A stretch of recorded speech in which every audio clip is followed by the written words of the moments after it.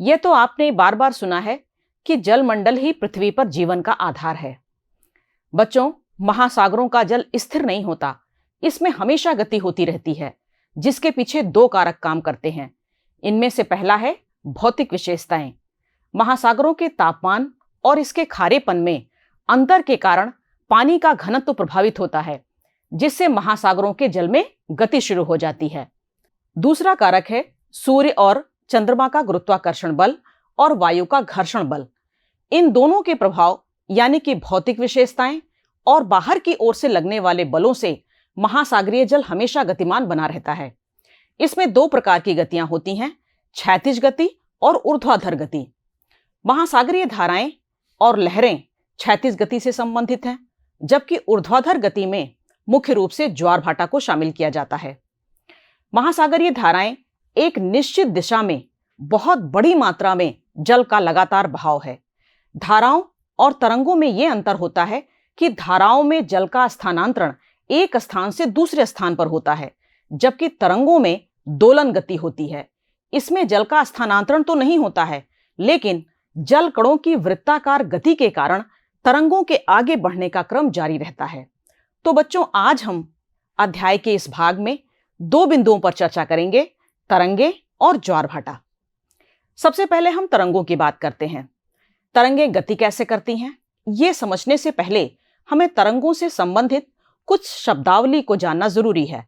सबसे पहले तरंग, शिखर और गर्त। आइए इस चित्र से समझते हैं। एक तरंग का उच्चतम बिंदु शिखर कहलाता है, जबकि न्यूनतम बिंदु गर्त कहा जाता है।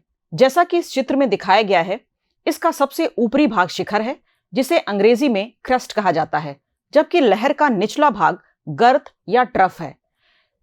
तरंग के शिखर और गर्त के बीच लंबवत या ऊर्ध्वाधर दूरी को तरंग की ऊंचाई कहा जाता है। जबकि तरंग का आयाम क्या होता है? ये तरंग की कुल ऊंचाई का आधा होता है। मान लिया यदि किसी तरंग की कुल ऊंचाई 2 मीटर है, तो इसका आयाम इसका आधा यानी कि 1 मीटर होगा। अब है तरंग दैर्घ्य। तरंग दैर्घ्य या वेवलेंथ शिखर से शिखर या गर्त से गर्त के बीच की क्षैतिज दूरी है। तरंग काल क्या होता है?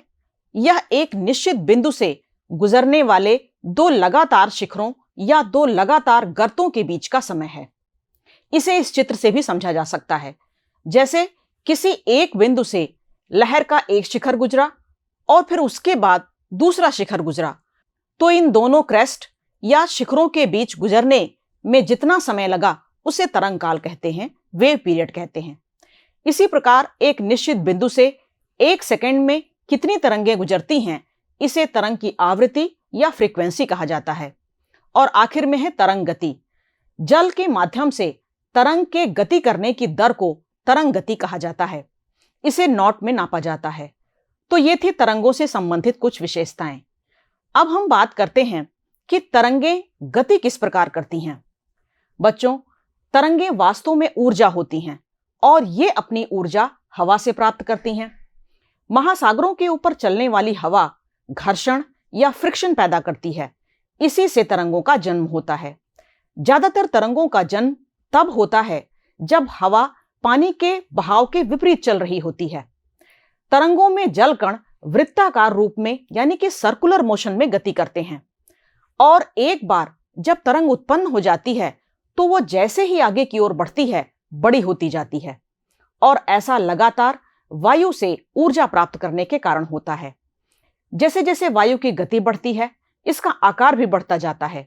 ध्यान रखिए, तरंगों के आकार और इनकी ऊंचाई को प्रभावित करने में एक और बल का भी महत्वपूर्ण योगदान होता है और यह है गुरुत्वाकर्षण बल। गुरुत्वाकर्षण बल तरंगों में शिखर के पानी को नीचे की ओर खींचता है और फिर गिरता हुआ जल पहले वाले गर्त को ऊपर की ओर ढकेल देता है और इस प्रकार तरंगों में जल कण वृत्ताकार रूप में गति करते हैं और तरंगों का आकार बढ़ता जाता है। बड़ी तरंगें खुले महासागरों में पाई जाती हैं और वायु के साथ इनके आगे बढ़ने का क्रम तब तक चलता रहता है जब तक तट के पास पहुंचकर लहरें टूट नहीं जाती और उनकी ऊर्जा निर्मुक्त नहीं हो जाती। जैसे ही एक तरंग महासागरों के तट की ओर आती है, तरंग की ऊंचाई बढ़ जाती है। महासागरीय तट पर जल की गहराई कम होती है, और जब जल की गहराई आने वाली तरंग दैर्ध्य या वेवलेंथ के आधे से भी कम रह जाती है तो तरंग टूट कर समाप्त हो जाती है। इसे ही तरंग का टूटना कहते हैं, और तरंग टूटने के साथ ही इसकी ऊर्जा भी निर्मुक्त हो जाती है, रिलीज हो जाती है। इसे एक उदाहरण से समझते हैं। यदि किसी तरंग का तरंग दैर्ध्य या वेवलेंथ जो तरंग के एक शिखर से दूसरे शिखर तक की दूरी है, मान लिया 2 मीटर है, और तटीय क्षेत्रों में जल की गहराई 1 मीटर से भी कम है, तो ऐसी स्थिति में तरंग के निचले भाग में जल कणों की वृत्ताकार गति नहीं हो पाती है। तरंगों के निचले भाग धरातल से टकराने लगते हैं और तरंग टूट जाती है, और इनके टूटने से सफेद झाग जैसे बुलबुले बन जाते हैं। तरंगों के तट के पास पहुंचने, लहरों के टूटने और सफेद बुलबुलों में सर्फ की भांति घुलने से पहले ये हजारों किलोमीटर की यात्रा कर चुकी होती हैं। अब किसी तरंग के आकार और उसकी आकृति से इस बात का अनुमान लगाया जा सकता है कि उसकी उत्पत्ति कहां और कितनी दूर हुई होगी। जो तरंग अधिक ढाल वाली होती है, यानी कि स्टीप होती है, वो अपने आसपास के स्थानों में स्थानीय वायु के कारण बनी होती है। इन्हें हम युवा तरंगे भी कहते हैं। जबकि जिन तरंगों का ढाल कम होता है और उनकी गति भी धीमी होती है, ऐसी तरंगे सुदूर महासागर में बनती हैं। ऐसा भी संभव है कि ये तरंगे किसी दूसरे महासागर या दूसरे गोलार्ध में बनी हो। तो बच्चों, हमने ये जाना कि तरंग कैसे बनती है और किस प्रकार आगे बढ़ती है। आगे हम महासागरों में होने वाली एक और गति का अध्ययन करेंगे, जिसका संबंध महासागरों के लंबवत या ऊर्ध्वाधर संचलन से है, और यह है ज्वार भाटा। चंद्रमा और सूर्य के गुरुत्वाकर्षण बल के कारण दिन में 1 बार या 2 बार समुद्र का तल नियमित रूप से उठना और गिरना ज्वार भाटा कहलाता है। निम्न ज्वार और उच्च ज्वार के बीच के समय जब समुद्र तल ऊपर चढ़ता है तो उसे बहाव, बाढ़ या फ्लो कहा जाता है। ठीक इसी प्रकार उच्च ज्वार और निम्न ज्वार के बीच जब पानी का स्तर नीचे गिरता है तो उसे हम भाटा या एब कहते हैं। बच्चों, ज्वार भाटा की उत्पत्ति चंद्रमा और सूर्य के गुरुत्वाकर्षण बल के कारण होती है। इसकी उत्पत्ति के लिए जिम्मेदार एक दूसरा कारक भी है, अपकेंद्रीय बल, जो सूर्य तथा चंद्रमा से लगने वाले गुरुत्वाकर्षण बल को संतुलित करता है। गुरुत्वाकर्षण बल और अपकेंद्रीय बल दोनों मिलकर पृथ्वी पर ज्वार भाटा की उत्पत्ति करते हैं। आइए इस चित्र के माध्यम से समझते हैं। पृथ्वी का जो भाग चंद्रमा के सामने होता है, वहां गुरुत्वाकर्षण बल सबसे अधिक लगता है। यहां पर चंद्रमा की आकर्षण शक्ति का प्रभाव सबसे ज्यादा होता है, जबकि इसके ठीक पीछे स्थित भाग पर चंद्रमा का गुरुत्वाकर्षण बल सबसे कम होता है।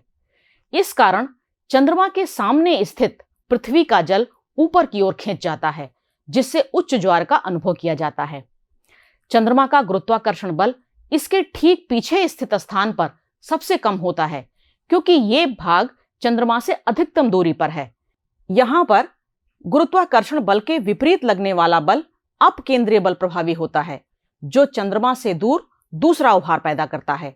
इसलिए इस स्थान पर भी उच्च ज्वार का अनुभव किया जाता है। इन दोनों स्थानों के समकोण पर समुद्र तल सबसे नीचा होता है। यहां का पानी दोनों उभारों की ओर खिंच जाता है, इसलिए यहां निम्न ज्वार का अनुभव किया जाता है। निम्न ज्वार और उच्च ज्वार की स्थिति को इस चित्र से भी समझा जा सकता है। इस प्रकार प्रत्येक स्थान पर 24 घंटे में 2 बार ज्वार और 2 बार भाटा आता है। प्रत्येक स्थान पर सामान्य तौर पर दिन में 2 बार ज्वार आता है, क्योंकि पृथ्वी अपनी धुरी पर लगभग 24 घंटे में एक चक्कर लगा लेती है। इसलिए प्रत्येक स्थान पर 12 घंटे के बाद ज्वार आना चाहिए, यानी कि हर एक दिन ज्वार एक ही समय पर आना चाहिए। लेकिन वास्तव में ऐसा नहीं होता है। एक ज्वार के बाद दूसरा ज्वार लगभग 26 मिनट की देरी से आता है। इसका मुख्य कारण है कि चंद्रमा अपनी धुरी पर चक्कर लगाता है, साथ ही वो पृथ्वी की भी परिक्रमा करता है। इसलिए जब ज्वार केंद्र अपना एक चक्कर पूरा करके दोबारा उस स्थान पर पहुंचता है, तब तक चंद्रमा आगे की ओर निकल चुका होता है। ज्वार भाटा की ऊंचाई और इसकी तीव्रता में समय और स्थान के अनुसार बहुत ज्यादा जटिलता पाई जाती है। जहां महासागरीय मग्न तटों की चौड़ाई ज्यादा है, वहां ज्वारीय उभार अधिक ऊंचाई वाले होते हैं। तटों के पास स्थित ज्वार नद मुख और सकड़ी खाड़ियां भी ज्वार भाटाओं की तीव्रता और ऊंचाई को प्रभावित करती हैं। सकरी खाड़ियों में ज्वार की ऊंचाई बढ़ जाती है। कनाडा में स्थित फंडी की खाड़ी में विश्व का सबसे ऊंचा ज्वार आता है। यहाँ ज्वारीय उभारों की ऊंचाई 15 से 16 मीटर के बीच में होती है।